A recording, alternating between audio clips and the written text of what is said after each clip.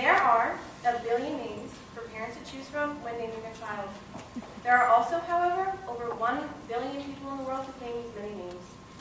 Eventually, 2 people with the same name are bound to meet.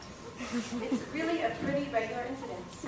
The chance, though, that those 2 people will fall in love, get married, and have 2 children is thankfully much less likely. Can you imagine the endless confusion? Well, welcome to my life. For those of you who don't yet know, let me introduce myself.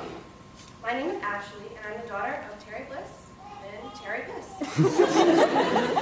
Let me start from the beginning.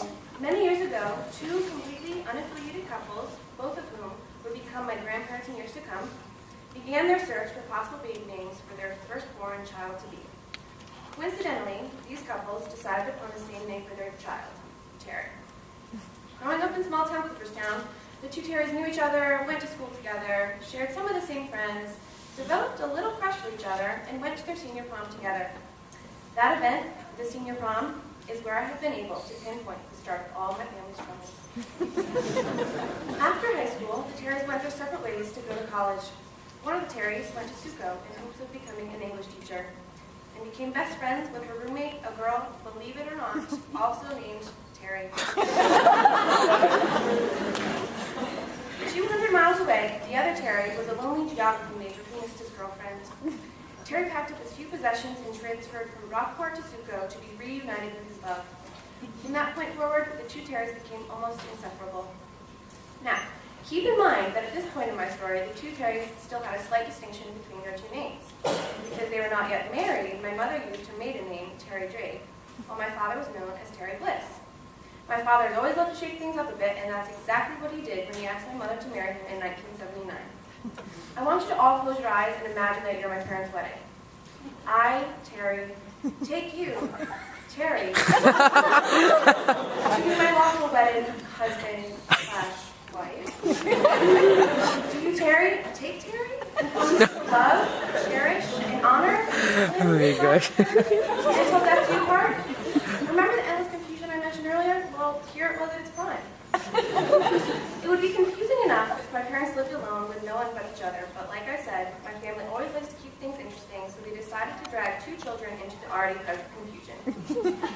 One of my dad's favorite things to say when he meets a new person is, "Hello, my name is Terry, and I'd like you to meet my wife, Terry, and her 2 kids. Do you know what their names are?"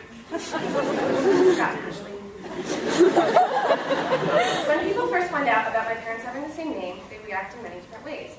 Personally, I love it when they think they're clever and ask me, "Wouldn't it be funny if your parents named you Terry?" Yes, that's hilarious. I think I remember laughing at it when I heard it for the first time 15 years ago. My life would have been so much more easier if that were true. Living around such confusion is never easy, but through the years, it served as a great amount of entertainment for myself. My absolute favorite benefit of living in the house of Terrys is having the ability to listen to poor, innocent, and confused people every time our phone rings.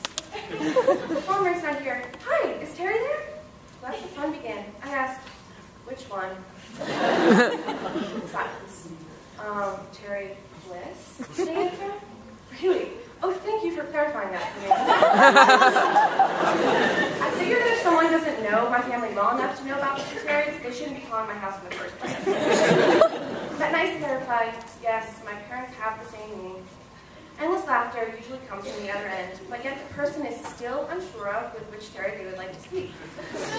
After me asking what the phone call is about, school, travel, baseball, county work, etc., it usually takes another 2 minutes or so for the person to decide on the appropriate Terry to speak with. One scenario was especially unique when our elementary school principal, Ms. Teresa Gorman, called our house. Thankfully, my mother picked up, allowing Ms. Gorman to say, "Hi, Terry. This is Terry. Is Terry there?"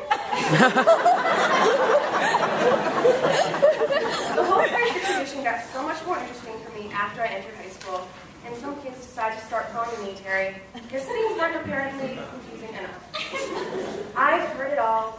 T-squared, Big Tear, the child of Mom Tear and Pop Tear, of course. Tear Bear, Terry, what, and many more. You may be wondering, so what has Baby Terry learned from growing up with Mom Terry and Pop Terry? Well, I've learned that when it's my turn to start looking for baby names for my own child, I'll only have 999 million names to choose from instead of that 1 billion.